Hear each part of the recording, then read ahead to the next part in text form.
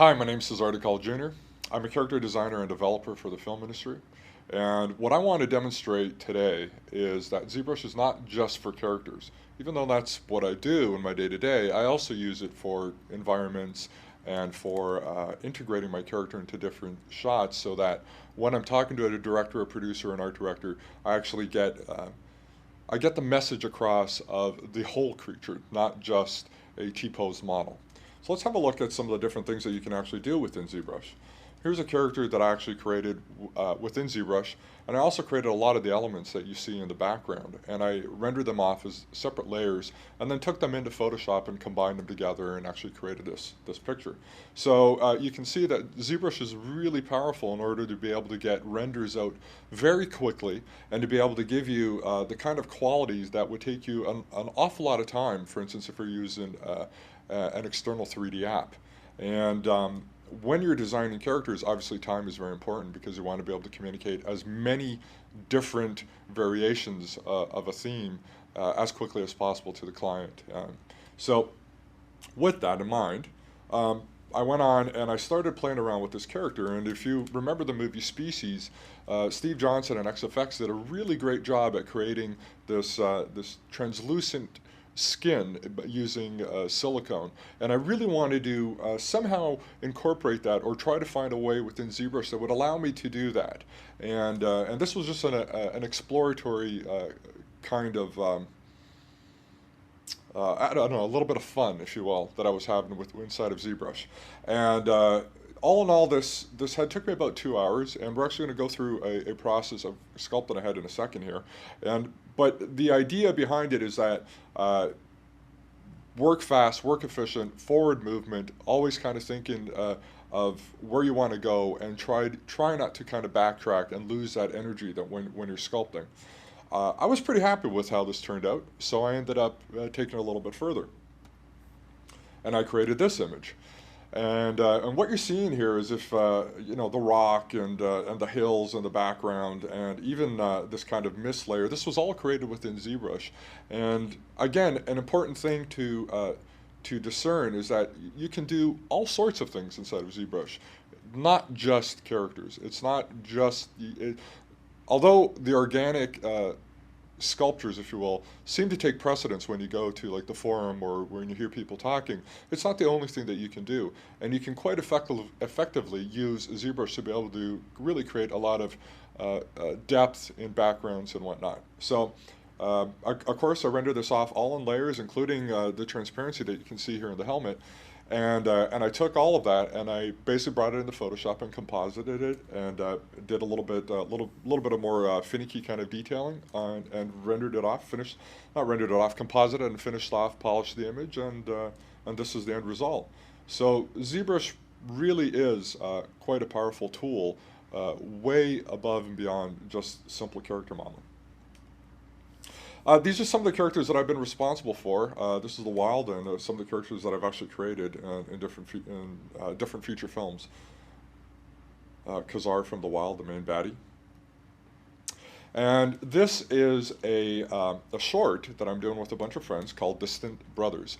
And the idea behind it is that this is essentially evolution. And what's happened is that this guy has evolved to be able to fly, and his distant brother has not, and there's some animosity between these guys until they kind of finally figure out that really they're one and the same. And so really there's two kinds of treatments going on. Clearly this guy is much more in the translucent and ghost, pale, somewhat almost cave dweller, if you will, in terms of its skin. And this was poly painted inside of ZBrush, and a couple of different matte caps were applied, and some specularity, and really again very quickly. And the beauty of it is that my background is in makeup effects. I started creating animatronics and prosthetics and that type of creature work.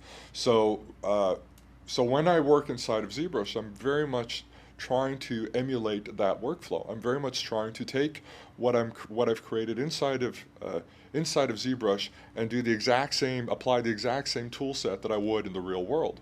So in this case, the type of painting that I'm doing, it's actually a layering system that allows me to take something that's opaque and make it look translucent.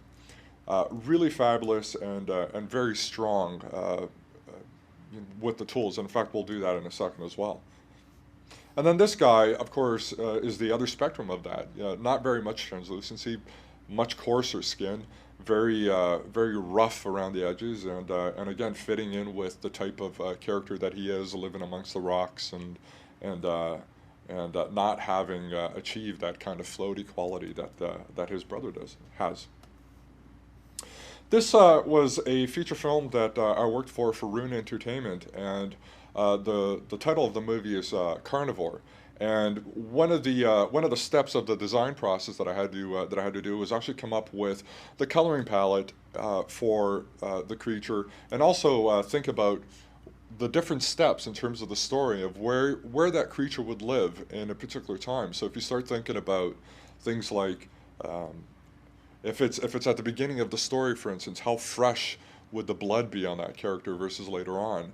And definitely as the story progresses, the creature starts getting hurt, and in fact, the creature itself starts dying off and losing blood. So therefore, its coloring starts becoming affected as well. So we basically go from rich, the very rich, vibrant blood color and the pinks in the flesh to obviously a more degraded brown in the blood as the blood starts to dry, and then the skin as well going very pale. And the creature for the most part is seen through a night scope. So it was very important that when we designed the creature that it actually maintained the integrity of the design in the scope. So that was one of the things that we had to go through was really make sure that you were going to be able to read the design through there. So that meant a lot of playing with the shadows and the highlights to really make sure that things popped and there was a differential between them.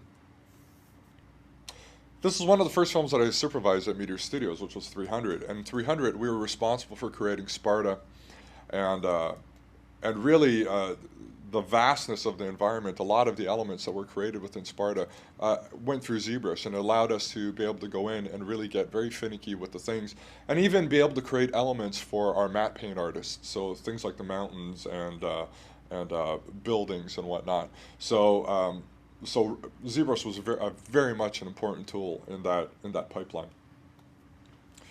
As a recent release, Journey to the Center of the Earth, again at Meteor, we had to create a lot of Middle Earth. And Middle Earth really were huge expanse environments that we wouldn't have been able to create if it were not for ZBrush.